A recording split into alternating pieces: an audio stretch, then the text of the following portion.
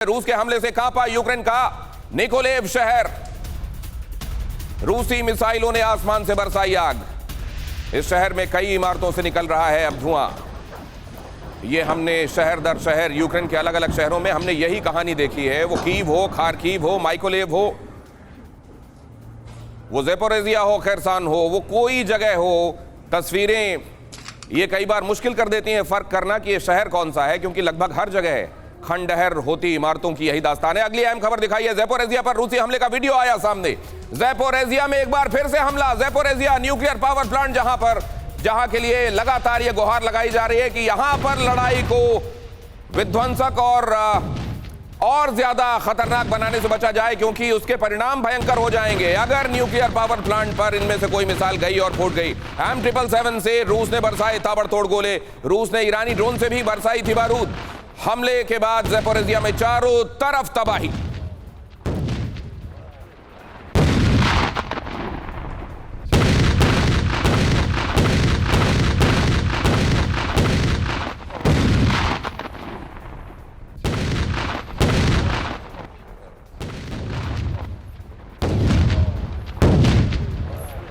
Zaporizhzhia में, और इन तस्वीरों को इनकी संजीदगी समझिए, ज़ेपोरिज़िया में यूरोप का सबसे बड़ा न्यूक्लियर पावर प्लांट, और वहां इस तरीके से फूटते हुए ये गोले, ये मिसाइल, ये शेलिंग, ये इस बात की तरफ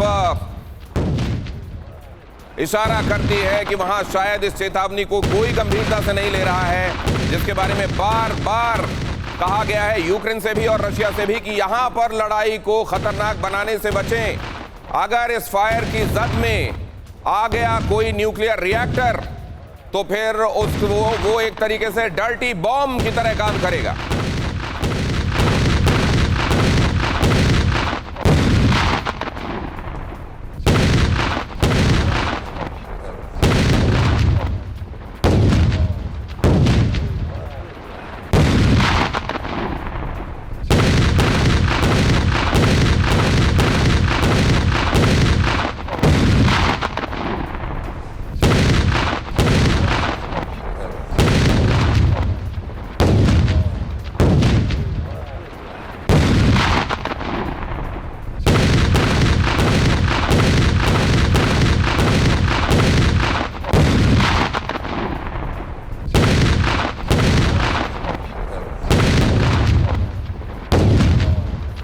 जरा आप देखिए युद्ध के मैदान की ये तस्वीरें देखिए, 250 दिन गुजरने के बाद ये तस्वीरें देखिए और फिर सोचिए कि क्या ये युद्ध एक फ्रोजन कॉन्फ्लिक्ट में तब्दील होता जा रहा है। रूसी कब्जे वाले इलाके में किया गया ये हमला। यूक्रेन ने दक्षिणी इलाके में अटैक हेलीकॉप्टर का किया इस्तेमाल। दक्षिणी इलाके में अटैक हेलीकॉप्टर का इस्तेमाल। खैर यहां पर आप देखिए ये खेरसन के आसपास सदर्न इलाके में ये आप देख रहे हैं ये लड़ाई। कुल मिलाकर यहां इन तस्वीरों से मैं आपको ये बताना चाह रहा हूं कि 250 दिन गुजरने के बाद भी कहीं से किसी की तरफ से ये कोशिश, संजीदा कोशिश नहीं हो रही है कि ये बहुत हुआ, अब रुकना चाहिए। यूक्रेन में मानवता कराह रही है, पूरी दुनिया में इसका असर दिखाई दे रहा है, लेकिन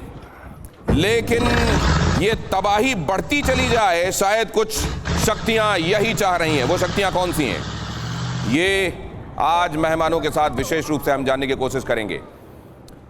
हमारे साथ जुड़ रहे मेहमानों से आपका परिचय कराता हूं। एयर वाइस मार्शल पीके श्रीवास्तव सर हमारे साथ यहां स्टूडियो में जुड़ चुके हैं। मेजर जनरल संजय मेस्टन, मेरे मेहमानों को दिखाएं प्लीज, तस्वीरों से बाहर आए। पीके श्रीवास्तव सर, ये रहे पीके श्रीवास्तव सर। जनरल मेस्टन हमारे साथ आज की चर्चा में, और इसके अलावा कैप्टन श्याम कुमार, रक्षा विश्लेषक, हमारे साथ इस चर्चा में जुड़ रहे हैं। सबसे पहले तो मैं समझूंगा 250 दिन जनरल मेस्टन, और कुछ नहीं दिखाई देता कि आगे क्या होने वाला है। क्या ये अब पक्का एक सील्ड तरीके से कहा जाए कि ये फ्रोजन कॉन्फ्लिक्ट हो गया? 250 दिन इस लड़ाई को हो गए दिनेश, आपने सही बताया है, वो एक फैक्चुअल स्टेटमेंट है। लेकिन ग्राउंड पे क्या हो रहा है? ग्राउंड पे अब ये लड़ाई मेरे को लगता है काफ़ी हद तक एक स्टेलमेट स्टेज पे आ गई है, और ये लड़ाई, ये अंदेशा है कि ये काफ़ी लंबी लड़ाई चलेगी, और इसका आउटकम, लड़ाई का जो आउटकम है वो अब निर्भर रहेगा अगले 3-4 महीने में, जब काफ़ी गंभीर विंटर्स होने वाले हैं, जिसमें बर्फ़ होगी, वो इलाके में काफ़ी मतलब बॉगी हो जाएगा। टैंक्स की हरकत, गाड़ियों की हरकत में काफ़ी दिक्कत आएगी। और अब ये लड़ाई जो सेकेंड वर्ल्ड वॉर के टाइम में हुई थी, स्टैटिक डिफेंसेस, तकरीबन वो होने वाला है, क्योंकि ईस्ट और वेस्ट ऑफ निप्रो रिवर में खासकर रशिया ने अभी स्टैटिक डिफेंसेस लिए हैं। आप ये जो कह रहे हैं सर, ब्रेक थ्रू हुआ है। क्या इस मर्ज की दवा ठंड ही है या ठंड के बाद ये मर्ज और बढ़ जाएगा? पीके श्रीवास्तव सर। देखिए ऐसा है, आपने बहुत अच्छा टाइटल रखा है, ट्रॉमा 250 डेज। एक्चुअली ये पूरे विश्व के लिए ट्रॉमा है। इन्फ्लेशन बढ़ रहा है, एनर्जी क्राइसिस हो रही है, फूड ग्रेन की क्राइसिस है, एडिबल ऑयल की क्राइसिस है। आपने बहुत अच्छा सवाल पूछा, इसके लिए जिम्मेदार कौन है?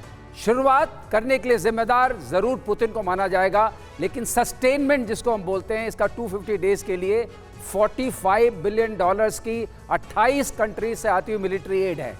उसने इस वॉर को फ्यूल किया है और वो चल रही है। और जैसा अभी बेस्टन साहब ने बोला कि ये जो है, इसको ठंड करने का तरीका ठंड ही होगा।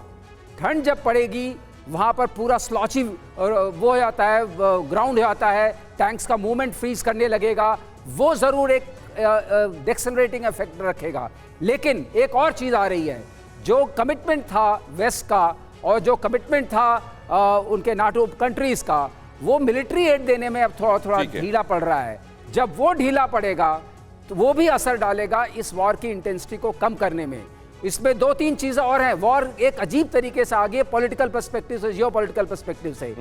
इजराइल को देखिए, इजराइल ज्यूज कंट्री है, वो उसको नेचुरली सपोर्ट ज़ेलेंस्की समझते हैं मिलेगा, लेकिन वहां से कोई मिलिट्री एड नहीं आ पा रही है। ह्यूमैनिटेरियन एड तो सब जगह से जा रही है। आप उधर देखिए ईरान को काउंटर करने के लिए रशिया का सपोर्ट चाहिए इजराइल को। इस तरह की बनी हुई है। इंडिया अपने तरीके से, एक तरीके से अपनी, तो every country is trying to see its own national interest. ये जो आप कह रहे हैं सर, ये 250 एंड काउंटिंग, दुनिया को ये नजर आ रहा है क्या? और अगर नजर आ रहा है तो उसके लिए सिर्फ नंबर्स हैं। 250 बोल देना जितना आसान, क्या वैसा ही है? वहां के लोगों की अग्नि कोई समझने के लिए तैयार है? यूक्रेन को जिसने जंग का मैदान बनाया है, क्या वो शक्तियां समझने के लिए तैयार हैं?